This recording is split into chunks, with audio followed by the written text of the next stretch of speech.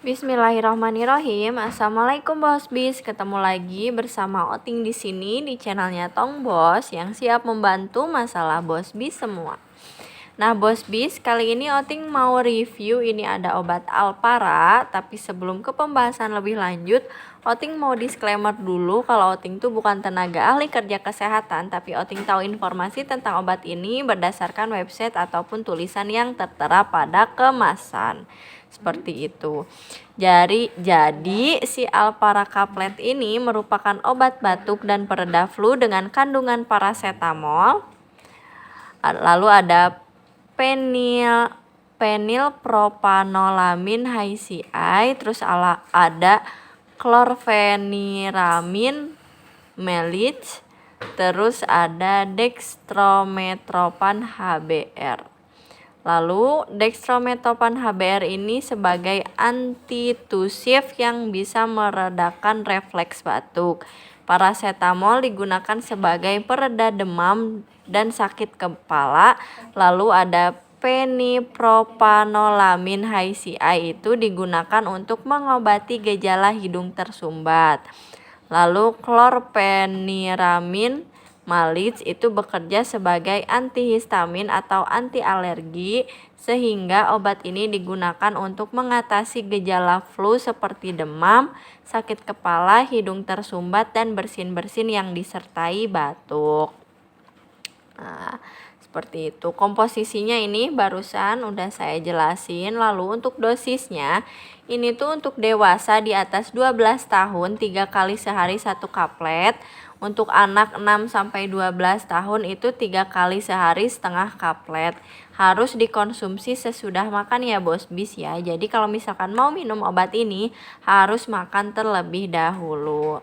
Untuk penderita dengan gangguan jantung dan diabetes mellitus, penderita dengan gangguan fungsi hati dan berat, penderita yang hipersensitif terhadap komponen obat ini itu kontraindikasinya. Lalu untuk perhatiannya, ini tuh dapat menyebabkan kantuk. Jadi selama minum obat ini tidak boleh mengendarai kendaraan bermotor atau menjalankan mesin.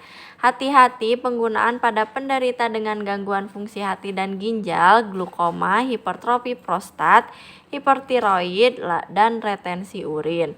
Tidak dianjurkan penggunaan pada anak usia di bawah 6 tahun. Ya, jadi nggak boleh diminum oleh anak di bawah 6 tahun, wanita hamil, dan wanita menyusui kecuali atas petunjuk dokter. Hati-hati penggunaan bersamaan dengan obat lain yang menekan susuran saraf pusat. Penggunaan pada penderita yang mengkonsumsi alkohol dapat meningkatkan resiko kerusakan hati. Lalu hati-hati untuk penderita debil dan hipoksia atau kekurangan oksigen. Dapat menyebabkan depresi pernapasan dan susunan saraf pusat pada penggunaan dengan dosis besar atau pasien dengan gangguan fungsi pernapasan atau misalkan asma atau emfisema seperti itu. Kategori kehamilan, untuk kategori C itu mungkin beresiko. Obat ini digunakan dengan hati-hati apabila besarnya manfaat yang diperoleh melebihi besarnya resiko terhadap janin. Penelitian pada hewan uji menunjukkan resiko terhadap janin belum terdapat dan belum terdapat penelitian langsung terhadap wanita hamil ya. Efek sampingnya ini mengantuk, gangguan pencernaan, gangguan psikomotik, takikardia, aritmia, mulut kering, palpitasi, retensi urin, penggunaan dosis besar, dan jangka panjang menyebabkan kerusakan hati. Untuk harganya, nih satu set ini tuh isinya 10 tablet.